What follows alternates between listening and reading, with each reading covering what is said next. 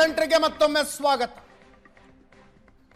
Delhi bomb blast ಮತ್ತು ಅದರ ಸುತ್ತ ನಡೀತಾ ಇರುವ ರಾಜಕೀಯ ಹೇಳಿಕೆಗಳ ಸರಮಾಲೆಗಳ ಬಗ್ಗೆ ನಾವು ಚರ್ಚೆ ಮಾಡ್ತಾ ಇದ್ದೀವಿ. ಅಬ್ದುಲ್ ರಜಾಕ್ ಅವರು ನಮ್ಮ ಜೊತೆಗಿದ್ದಾರೆ. ಅಬ್ದುಲ್ ರಜಾಕ್, ಆತ್ಮಸಾಕ್ಷಿಯ ಮಾತಾಡ್ತೀರಿ ಅನ್ನುವ ನಂಬಿಕೆಯೊಂದಿಗೆ ನಿಮ್ಮನ್ನು ಪ್ರಶ್ನೆ ಕೇಳ್ತಾ ಇದ್ದೀನಿ.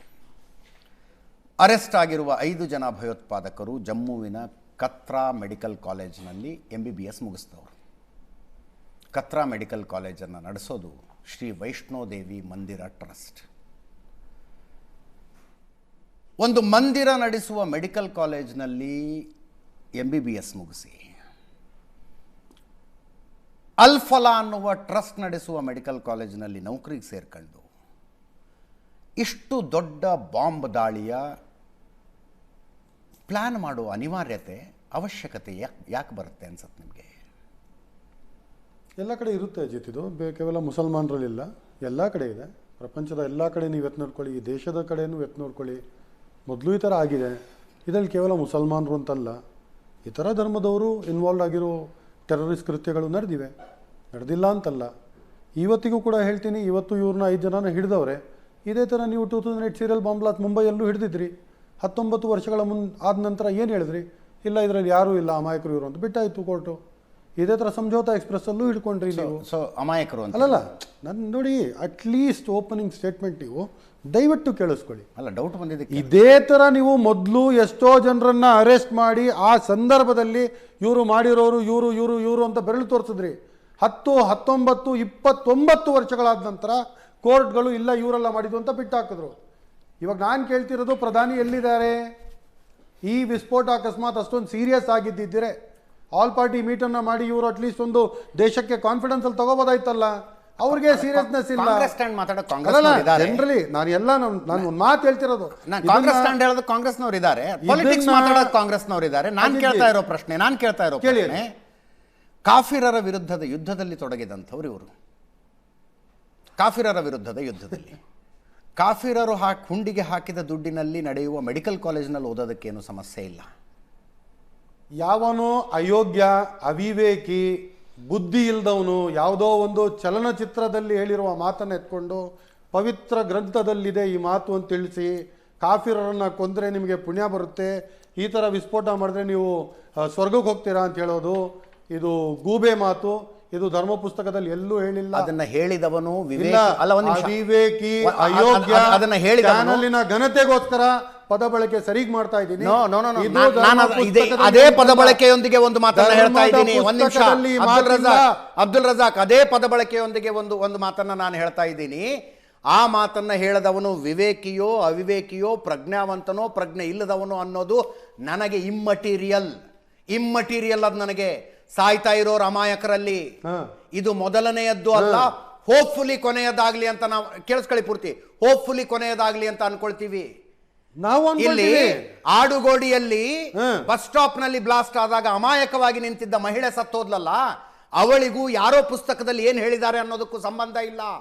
ಚರ್ಚ್ ಸ್ಟ್ರೀಟ್ ನಲ್ಲಿ ನ್ಯೂ ಇಯರ್ ಸೆಲೆಬ್ರೇಷನ್ಗೆ ಅಂತ ಕುಟುಂಬದ ಸಮೇತ ಬಂದಂತಹ ಮಹಿಳೆ ಆ ಕೋಕೋನಟ್ ಗ್ರೂ ಹೋಟೆಲ್ ಮುಂದೆ ನಡೆದ ಬಾಂಬ್ ಬ್ಲಾಸ್ಟ್ ನಲ್ಲಿ ಸತ್ತೋದ್ಲಲ್ಲ, ಅವಳಿಗೂ ಆ ಪುಸ್ತಕದಲ್ಲಿ ಏನು ಹೇಳಲಾಗಿದೆ ಅನ್ನೋದಕ್ಕೂ ಸಂಬಂಧ ಇಲ್ಲ.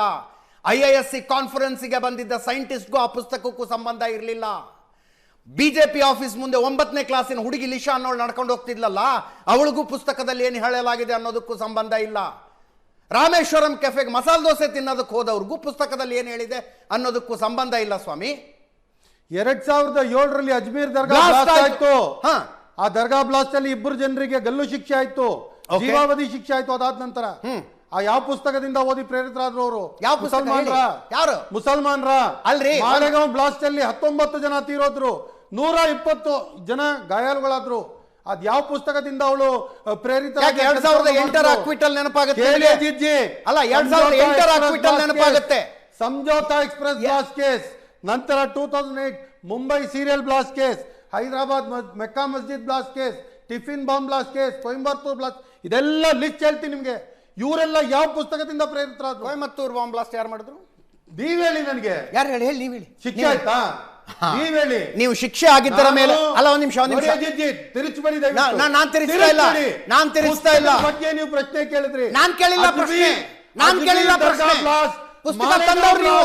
ಮಾಲೆಗಾಂವ್ ನಾ ಮುಸ್ಲಿಂ ಅಂತ ಹೇಳಿಲ್ರಿ, ಮುಸ್ಲಿಂ ಅಂತ ಹೇಳಿಲ್ಲ, ಮುಸ್ಲಿಂ ಅಂತಂದವ್ರು ನೀವು, ಮುಸ್ಲಿಂ ಅಂತಂದವ್ರು ನೀವು, ಮುಸ್ಲಿಂ ಅಂತ ನಾನು ಪ್ರಶ್ನೆ ಕೇಳದ್ನ, ಪುಸ್ತಕ ಅಂತ ನಾನು ಕೇಳದ್ನ, ಪುಸ್ತಕದಲ್ಲಿ ಬರೆಯಲಾಗಿರೋದ್ರ ಬಗ್ಗೆ ನಾನು ಮಾತಾಡದ್ನ. ಆದಿತ್ಯ ರಾವ್ ಎಂಬವನೊಬ್ಬ ಮಂಗಳೂರಲ್ಲಿ ಇದರಲ್ಲಿ ಏರ್ಪೋರ್ಟ್ ಅಲ್ಲಿ ಒಂದು ಬಾಂಬ್ ಇರ್ತಾನೆ. ಒಂದ್ ನಿಮಿಷ ವಿಕಾಸ್ ಬಂದಾಗ ವಿಕಾಸ್ ನೀವು ಮಾತಾಡಿ, ನಾನು ಬಾಯ್ ತೆಗ್ದಿಲ್ಲ. ಲೆಟ್ ಹಿಮ್ ಸ್ಪೀಕ್, ನೀವೇ ಮಾತಾಡಿ. ಮಂಗಳೂರು ಒಂದ್ ನಿಮಿಷ ವಿಕಾಸ್ ಪ್ಲೀಸ್ ಕುತ್ಕೊಳ್ರಿ, ಉತ್ತರ ಇದೆ ನನ್ನ ಹತ್ರ ಉತ್ತರ ಇದೆ, ಕುತ್ಕೊಳ್ರಿ. ನನಗ್ ದಿಕ್ಕು ನಾನು ಹೇಳ್ಕೊಡ್ತೀನಿ. ಒಂದ್ ನಿಮಿಷ ಪ್ಲೀಸ್ ಮಾತಾಡ್ಲಿ ಹೇಳಿ ಅಬ್ದುಲ್ ರಜಾಕ್. 2020 ವರ್ಷ ಜೀವಾವಧಿ ಶಿಕ್ಷೆ. ಅಲ್ಲ ಒಂದ್ ನಿಮಿಷ, ಒಂದು ಕ್ಲಾರಿಟಿ ಮಾಡ್ಕೊಂಡ್ಬರೋಣ. ಅಕ್ಯೂಸ್ ಆಗಿದ್ರ ಮೇಲೆ ಚರ್ಚೆ ಮಾಡುವ, ಕನ್ವಿಕ್ಷನ್ ಆಗಿದ್ರ ಮೇಲೆ ಚರ್ಚೆ ಮಾಡುವ. ಎರಡರಲ್ಲಿ ಯಾವ್ದು ಕೇಸ್ ಬೈ ಕೇಸ್. ಯಾಕೆ ಅಂದ್ರೆ ಒಂದೇ ನಿಮಿಷ ಕೇಸ್ ಬೈ ಕೇಸ್ ಅನ್ನೋ ಪ್ರಶ್ನೆ ಇಲ್ಲಿ ಯಾಕೆ ಬರುತ್ತೆ ಅಂತಂದ್ರೆ, ಇಸ್ಲಾಮಿಕ್ ಟೆರರಿಸಂ ಕೇಸ್ ನಲ್ಲಿ ಅಕ್ವಿಟ್ ಆಗಿದ್ರೆ ಅದನ್ನ ಮೆನ್ಷನ್ ಮಾಡಬಹುದು, ಇನ್ನೊಂದು ಬಾಂಬ್ ಬ್ಲಾಸ್ಟ್ ನಲ್ಲಿ ಹಿಂದೂಗಳ ಅರೆಸ್ಟ್ ಆಗಿದ್ರೆ ಅದನ್ನ ಮೆನ್ಷನ್ ಮಾಡಬಹುದು. ಅಕ್ವಿಟಲ್ ನಲ್ಲಿ ತರಂಗಿಲ್ಲ, ಅರೆಸ್ಟ್ ನಿಲ್ ತರಂಗಿಲ್ಲ. ಈ ಸ್ಟ್ರಾಟಜಿ ಒಂದ್ ನಿಮಿಷ ಸೈಂಟಿಸ್ಟ್ ಅವನು ದೇಶದ ಸೀಕ್ರೆಟ್ಸ್ ಅನ್ನ ಪಾಕಿಸ್ತಾನಕ್ಕೆ ಕೊಡ್ತಾನೆ. ಅವರೊಬ್ಬ ಮುಸಲ್ಮಾನ. ಸೀಕ್ರೆಟ್ ಗೊತ್ತಾದ್ರೆ ತಾನೇ ಇವರೆಲ್ಲ ಈ ತರ. I am going to address it. DRDO scientist ಒಬ್ಬ ಅರೆಸ್ಟ್ ಆದನಂತೆ, ಅರೆಸ್ಟ್ ಆಗಿದ್ದಾನೆ. ಸೀಬರ್ಡ್ ನೌಕಾನೆಲೆಯಲ್ಲಿ ಒಬ್ಬ ಅರೆಸ್ಟ್ ಆದ. ಅವರು ಹಣಕ್ಕಾಗಿ ಮಾಡುತ್ತಿದ್ದರು. ಅವರಿಗೆ ಹಣ ಸಿಕ್ಕರೆ ಅದನ್ನ ಅವ್ರು ಮಾಡೋದಿಲ್ಲ, ನಾನು ಕನ್ಫರ್ಮೇಶನ್ ಕೊಡ್ತೀನಿ. ದುಡ್ಡು ಸಿಕ್ಕರೆ ಅವ್ರು ಅದನ್ನ ಮಾಡೋದಿಲ್ಲ. ಇವ್ರಿಗೆ ಏನ್ ಸಿಕ್ಕರೆ ಅದನ್ನ ಮಾಡೋದಿಲ್ಲ ಹೇಳಿ, ಇವ್ರು ಏನ್ ಸಿಕ್ಕರೆ ಬಾಂಬ್ ಬಿಡೋದಿಲ್ಲ ಹೇಳಿ ನನಗೆ. ಕೇಂದ್ರದ ಏಜೆನ್ಸೀಸ್ ಹೇಳ್ಬೇಕು, ಅಮಿತ್ ಶಾ ಅವರು ರಾಜೀನಾಮೆ ಕೊಟ್ಬಿಡ್ಬೇಕು ಮೊದಲು, ಅದಾದ್ಮೇಲೆ ಹೇಳ್ಬೇಕು. ಯಾಕೆ ರಾಜೀನಾಮೆ ಕೊಡಬೇಕು ಅಂತ ಹೇಳಿದ್ರೆ, ಡೆಲ್ಲಿಯಲ್ಲೂ ಸಹ ಪ್ರತಿಯೊಂದು 3 ಕಿಲೋಮೀಟರ್ಗೆ ಒಂದು ಚೆಕ್ಬಂದಿ ಇದೆ, ನಾಕಾಬಂದಿ ಇದೆ. ಅಲ್ಲಿ ಮಿಲಿಟರಿನವ್ರು ನಿಂತಿರ್ತಾರೆ. ಅವಾಗ ಅನುಮಾನ ಬಂದ್ರೆ ಚೆಕಿಂಗ್ ಮಾಡ್ತಾರೆ.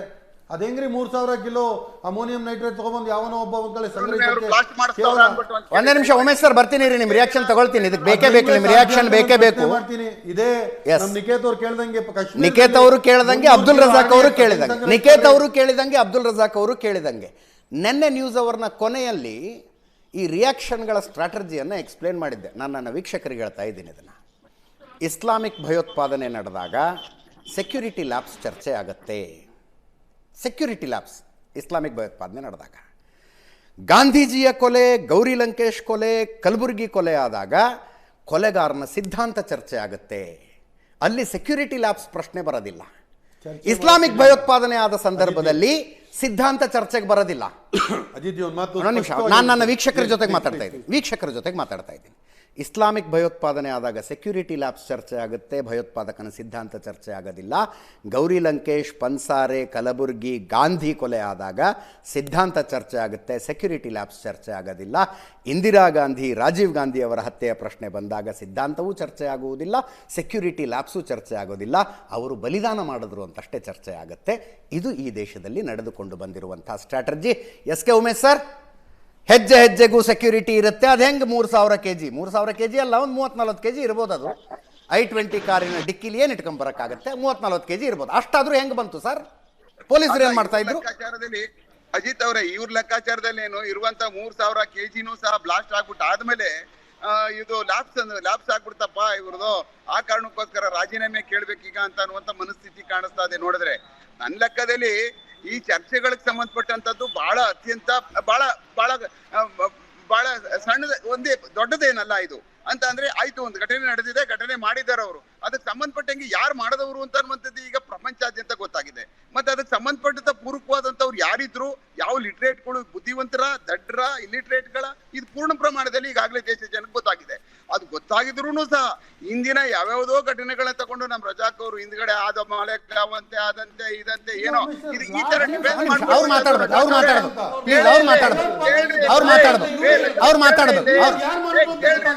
ಬಟ್ ಮುಸ್ಲಿಮರೇ ಯಾಕೆ ಮಾಡ್ತಿದ್ದಾರೆ ಅನ್ನೋದನ್ನು ತಿಳ್ಕೋಬೇಕು ಅಂದ್ರೆ ಆ ಸೆಂಟೆನ್ಸ್ ಕೇಳಿಸ್ಲಿಲ್ವಾ ತಮಗೆ? ತಮಗೆ ಕೇಳಿಸ್ಲಿಲ್ವಾ ಸೆಂಟೆನ್ಸ್? ಅಥವಾ ಇನ್ನೊಂದ್ಸಲ ಹೇಳಿ ಅನ್ನ, ಇನ್ನೊಂದ್ಸಲ ಹೇಳಿ. ತಲೆ ಮೇಲೆ ಇಡ್ತಾರೆ. ಡಿಫೆನ್ಸ್ ಮಾಡ್ಕೊಳ್ಳುವಂತದ್ದು ಯಾವುದೇ ನೈತಿಕ ಹಕ್ಕಿಲ್ಲ ನಿಮ್ಗೆ. ನೀವು ಮಾಡಿರುವಂತದ್ದು ನಾವು ಮಾಡಿದೀವಿ, ನಾವು ಮಾಡಿಲ್ಲ ಅಂತ ಹೇಳುವಂತದ್ದು ಅಷ್ಟೇ ಮಾತಾಡ್ಬೇಕು ರಜಾಕ್. ನೀವು ಡಿಫೆನ್ಸ್ ಮಾಡ್ಕೊಳ್ಳುವಂತದ್ದು. ಸರ್ ಇಲ್ಲಿ ನಾವು ನೀವು ಪ್ರಶ್ನೆನೇ ಬರಲ್ಲ. ಅಬ್ದುಲ್ ರಜಾಕ್ ನಾವು ನೀವು ಪ್ರಶ್ನೆನೇ ಬರಲ್ಲ. ಅಬ್ದುಲ್ ರಜಾಕ್ ಅವ್ರ ಮಾತು ಮುಗಿಸ್ಬೇಕು. ಅಬ್ದುಲ್ ರಜಾಕ್ ಅವ್ರ ಮಾತು ಮುಗಿಸ್ಬೇಕು. ಅಬ್ದುಲ್ ರಜಾಕ್ ಅವ್ರ ಮಾತು ಮುಗಿಸ್ಬೇಕು ಪ್ಲೀಸ್. ಯಾರು ಮಾಡಿದ್ದಾರೆ, ಮಾಡಿರೋದು ತಪ್ಪ, ಮಾಡಿರೋದು ಸರಿ ಅಷ್ಟೇನೆ ಮಾತಾಡ್ಬೇಕು ನೀವು. ಅದು ಮುಂದಿಂದು. ಆಮೇಲೆ ಆಗಿ ಇದೇ ತರ ನಾವು ನಡೀತಿಕ್ ಹಿಂಗೆ ಬಿಟ್ಬಿಟ್ಟು ಆದ್ಮೇಲೆ ಬರೀ ಅದು ಇಂಟೆಲಿಜೆನ್ಸ್ ಫೇಲ್ಯೂರ್ ಆಗ್ಬಿಡ್ತು. ಅರೆ ಹಿಡಿದಿದಾರಲ್ರಿ 3000 kg ಎಲ್ಲೋ ತಪ್ಪಿಸ್ಕೊಂಡು ಇವ್ನು ಯಾವ ತರ ನುಗ್ಗು ಬಂದ್ಬಿಟ್ಟು ಏಕಾಏಕಿ ನುಗ್ಗು ಬಂದು ಹೊಡೆದ್ಬಿಟ್ಟಾಗ ನೀವೆಲ್ಲ ಸಂತಾಪ ಸೂಚಿಸ್ಬೇಕಲ್ಲ, ಮಾಡಿ ತಪ್ಪು ಅಂತ ಹೇಳ್ಬೇಕಲ್ಲ. ಅವ್ನು ಯಾವನು ಅವ್ನು ಬೋಧನೆ ಮಾಡಿದ್ದಾನಲ್ಲ ಅವ್ನು ಫತ್ವಾ ಕೊಡ್ಬೇಕಲ್ಲ. ನೀವು ಈಗಾಗ್ಲೇನೆ ಯಾರೋ ಅವ್ನು ಬೋಧನೆ ಮಾಡದ ಅಂತ 24 ಗಂಟೆ ಒಳಗಡೆ ಫತ್ವಾ ಕೊಟ್ಟು ಅವನನ್ನ ಮುಗಿಸೋ ಕಾರ್ಯಕ್ರಮ ನೀವು ಮಾಡ್ಬೇಕಲ್ಲ. ಯಾರಕ್ಕೆ ಫತ್ವಾ ಕೊಡ್ತೀರಿ ಇಂಥವ್ರಿಗೆ? ನೀವು ಕೊಡ್ಬೇಕಲ್ಲ ಇಂಥವ್ರಿಗೆ ಫತ್ವಾನ. ದೇಶದಲ್ಲಿ ಇದ್ಕೊಂಡು ದೇಶ ರಾಜಕತೆ ಮಾಡ್ತಕ್ಕಂಥ ದೇಶದ ವಿಚಿತ್ರಕಾರಕ ಶಕ್ತಿಗಳು ನೀವೆಲ್ಲನೂ ಪ್ರೇರೇಪಣೆ ಮಾಡ್ತಾ ಇದ್ದೀರಿ, ಅವ್ರನ್ನೆಲ್ಲ ಮನಪರಿವರ್ತನೆ ಮಾಡ್ತಾ ಇದ್ದೀರಿ ಅಂತ ಫತ್ವಾ ಕೊಡ್ಬೇಕಾ? ಎಷ್ಟು ಜನ ಕೊಟ್ಟಿದ್ದೀರಿ ನೀವು ಫತ್ವಾಗಳನ್ನ? ಕೊಡ್ಬೇಕಿಂತ ಅವ್ರಿಗೆ ನೀವು. ಅವಾಗ ಎಲ್ರಿಗೂ ನಿಮ್ಮ ಮೇಲೆ ಜಾಸ್ತಿ ನಂಬಿಕೆ ಬರ್ತದೆ. ಅವಾಗ ಎಲ್ರಿಗೂ ನಿಮ್ಮ ಮೇಲೆ ಹೌದು ಖಂಡಿತವಾಗ್ಲೂ ಹೌದು ಒಳ್ಳೆ ಕೆಲಸ ಮಾಡ್ತಾ ಇದ್ದಾರೆ. ನೀವು ಫತ್ವಾಗಳೇ ಕೊಡೋದಿಲ್ಲ ಅವ್ರಿಗೆ. ನೀವು ಬರೀ ಅದನ್ನ ಡಿಫೆನ್ಸೇ ಮಾಡ್ಕೊಂಡೋದ್ರೆ ಹೆಂಗೆ ಹೇಳಿ ರಜಾ? ಖಂಡಿತವಾಗ್ಲೂ ನೋಡಿ, ಇದು ಘಟನೆ. ಅಮಾಯಕರು ಸತ್ತಿದ್ದಾರೆ, ಯಾರೇ ಆಗ್ಲಿ, ಹಿಂದೂ ಮುಸ್ಲಿಂ ಕ್ರೈಸ್ತರು ಯಾರೇ ಸತ್ತಿರ್ಲಿ, ಅಮಾಯಕರು ಸತ್ತಿದ್ದಾರೆ. ಅದ್ರ ಬಗ್ಗೆ ಅಷ್ಟೆಲ್ಲ ನೀವು ಮಾತಾಡ್ಬೇಕಾದಂಥದ್ದು, ನಾವು ಮಾತಾಡ್ಬೇಕಾದಂಥದ್ದು ತಪ್ಪ ಸರಿನಾ? ಹಿಂದಿನ ಘಟನೆಗಳನ್ನ ಬಿಟ್ಟಾಕಿ ಏನೇನ್ ಘಟನೆಗಳಿದಾವೆ, ಏನೇನ್ ಆಗಿದೆ ಅಂತ ಅನ್ಬಿಟ್ಟು ಅಂತ ಪ್ರತಿಯೊಂದು ಘಟನೆಗಳು ಗೊತ್ತು ನಮ್ಗೆ. ಬೆಂಗಳೂರು ನಗರದಲ್ಲಿ ಇದ್ದಂತ ಎಲ್ಲಾ ಮಾಡಿದಂತ ಪೊಲೀಸ್ ಕೇಸ್ ಘಟನೆಗಳಲ್ಲಿ ನಮ್ಗೆಲ್ಲ ಗೊತ್ತು ಕೇಸ್ಗಳು. ಆದ್ರೂನುವೆ ನಾವು ಡಿಫೆಂಡ್ ಮಾಡ್ಕೊಳ್ಳುವಂತದ್ದಲ್ಲ. ಅಮಾಯಕರು ಸತ್ತಿದ್ದಾರೆ, ಯಾಕೆ ಸತ್ರು, ಇದು ಆಗಬಾರ್ದಾಗಿತ್ತು ಅಂತ ಸಂತಾಪವಾದ್ರೂ ಸೂಚನೆ ಮಾಡ್ಬೇಕಲ್ಲ. ಇದಾಗಬಾರದು, ಇವ್ರಿಗೆ ಬಲಿ ಹಾಕ್ಬೇಕು, ಇವ್ರಿಗೆ ನೇಣಿಗಂಬಕ್ಕೆ ತಗೊಂಡೋಗಿ ನಿಲ್ಸ್ಬೇಕು ಅನ್ನುವಂತ ಒಂದು ದ್ಯೋತಗಾದ್ರಲ್ಲಿ ನೀವೇನಾದ್ರೂ ಒಂದು ಎಲ್ಲಾ ಕಡೆನೂ ನೀವು ಪ್ರಚಾರ ಮಾಡ್ಬೇಕಲ್ಲ. ಉಮೇಶ್ ಸರ್, ಫತ್ವಾಗಳಿರೋದು ನೂಪುರ್ ಶರ್ಮಾ ಕೊಡೋದಕ್ಕೆ ಸರ್, ಸಲ್ಮಾನ್ ರಶ್ದಿ ಕೊಡೋದಕ್ಕೆ, ತಸ್ಲಿಮಾ ನಸ್ರೀನ್ ಕೊಡೋದಕ್ಕೆ ಅದು ಫತ್ವಾಗಳಿರೋದು. ಈ ಮೌಲ್ವಿಗಳಿಗೆ ಕೊಟ್ಬಿಟ್ರೆ ಈ ಮೌಲ್ವಿಗಳಿಗೆ ಕೊಟ್ಬಿಟ್ರೆ ಅದು ಸಲ್ಮಾನ್ ರಶ್ದಿಗೆ, ತಸ್ಲಿಮಾ ನಸ್ರೀನ್ಗೆ, ನೂಪುರ್ ಶರ್ಮಾ ಕೊಡೋದಕ್ಕೆ ಇರೋದು. ಸ್ವಾಮಿ ದಯವಿಟ್ಟು ಒಂದು ನಿಮಿಷ ಅವಕಾಶ ಕೊಡಿ. ನೋಡಿ, ಲಾಸ್ಟ್ ವೀಕು ನನ್ನ ಮಗ ಹೋಗಿದ್ದ ಡೆಲ್ಲಿ ಅಜ್ಮೀರ್ ಟೂರ್ಗೆ. ಅದೇ ಕಾರ್ ಪಕ್ಕ ಅಕಸ್ಮಾತ್ ನನ್ನ ಮಗ ಬಂದ್ಬಿಟ್ಟಿದ್ರೆ ಇಲ್ಲಿ ಯಾವನು ಡಿಫೆಂಡ್ ಮಾಡಕ್ ಕೂತಿಲ್ಲ. ಅದೇನು ಒಳ್ಳೆ ಕೃತ್ಯ ಅಲ್ಲ ಮಾಡಿರೋದು. ಧರ್ಮ ಯುದ್ಧದ ನಿಯಮಗಳನ್ನು ಸ್ಪಷ್ಟವಾಗಿ ಪವಿತ್ರ ಗ್ರಂಥದಲ್ಲೂ ಹೇಳಿದೆ, ಯಾವ ಥರ ಯುದ್ಧ ಮಾಡಬೇಕು ಅಂತ. ಯುದ್ಧದಲ್ಲೂ ನೀವು ಹೇಳ್ದಿರಾ ಮಾಡ್ದಿರಾ ಕೂತ್ಕೊಳ್ಳೆ ಒಂದು ನಿಮಿಷ ಸುಮ್ಮನೆ. Ajit, this is not fair. No, this laughing. ನಾನು ಪವಿತ್ರ ಗ್ರಂಥದ ಬಗ್ಗೆ ಮಾತಾಡುವಾಗ ಏಕವಚನ ಇಲ್ಲ, ನಾನು ಮಾತಾಡ್ತಿರೋದು ಪವಿತ್ರ ಗ್ರಂಥದ ಏಕವಚನ ಇಲ್ಲ. I am warning you. ಏಕವಚನ ಇಲ್ಲ, ನನ್ನ ಪ್ಯಾನಲ್ ನಡೆಯೋದಿಲ್ಲ. ಧರ್ಮದ ಬಗ್ಗೆ ಮಾತಾಡ್ತಾ ಇರುವಂತ ನಿಮಗೆ ಗ್ರಂಥದ ಅದಕ್ಕೆ ನಕ್ಕಾಡಿದ್ರೆ ನಾನು ಅದಕ್ಕೆ ವಚನದಲ್ಲಿ ಮಾತಾಡಲ್ಲ. ನಾನು ಏನ್ ಹೇಳ್ತಿರೋದನ್ನ ನಾನು ಸಿಂಪಲ್ ಎಕ್ಸಾಂಪಲ್ ಕೊಟ್ಟು ಹೇಳ್ತಾ ಇದ್ದೀನಿ. ರಸ್ತೆಯಲ್ಲಿ ಸಾವಿರಾರು ವಾಹನಗಳು ಓಡಾಡ್ತವೆ, ಆಕ್ಸಿಡೆಂಟ್ಗಳಾಗ್ತಿರ್ತವೆ. ಅದಕ್ಕೆ ಕಾರಣಗಳು ಸುಮಾರು ಇರ್ತವೆ. ಕೆಲವೊಂದು ಸಲ ಡ್ರೈವರ್ ನೆಗ್ಲಿಜೆನ್ಸ್ ಇರುತ್ತೆ, ಇನ್ನೊಂದು ಸಲ ಗಾಡೀಲೇನೋ ಸಮಸ್ಯೆ ಇರುತ್ತೆ, ಮತ್ತೊಂದು ಸಲ ಸಡನ್ನಾಗಿ ಯಾರೋ ಅಡ್ಡ ಬಂದುಬಿಡ್ತಾರೆ. ಹತ್ತಾರು ಕಾರಣಗಳಿಗಾಗಿ ನೂರಾರು ಆಕ್ಸಿಡೆಂಟ್ಗಳು ಆಗ್ತಾ ಇರ್ತವೆ. ಆದರೆ ಒಂದೇ ಕಂಪನಿಯ ಒಂದೇ ಮಾಡೆಲ್ನ ಕಾರುಗಳು ಮತ್ತೆ ಮತ್ತೆ ಮತ್ತೆ ಮತ್ತೆ ಆಕ್ಸಿಡೆಂಟ್ ಆಗ್ತಿದ್ರೆ ಮ್ಯಾನ್ಯುಫ್ಯಾಕ್ಚರಿಂಗ್ ಡಿಫೆಕ್ಟ್ ಏನಾದರೂ ಇದೆಯಾ ಅಂತ ನೋಡೋದು ಸೆನ್ಸಿಬಿಲಿಟಿ.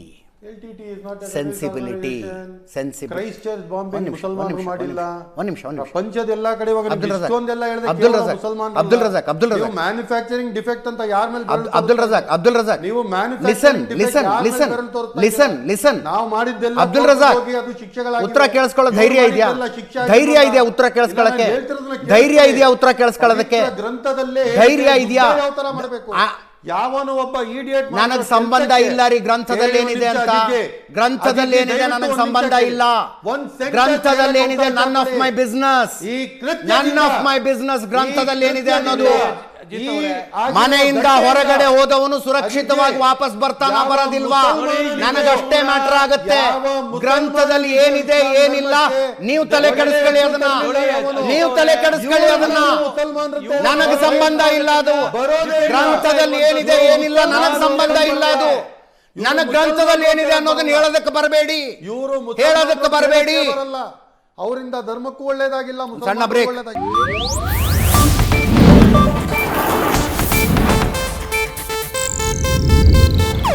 ಇದು ಏಷ್ಯಾನೆಟ್ ನ್ಯೂಸ್ ನೆಟ್ವರ್ಕ್ ಪ್ರಸ್ತುತಿ.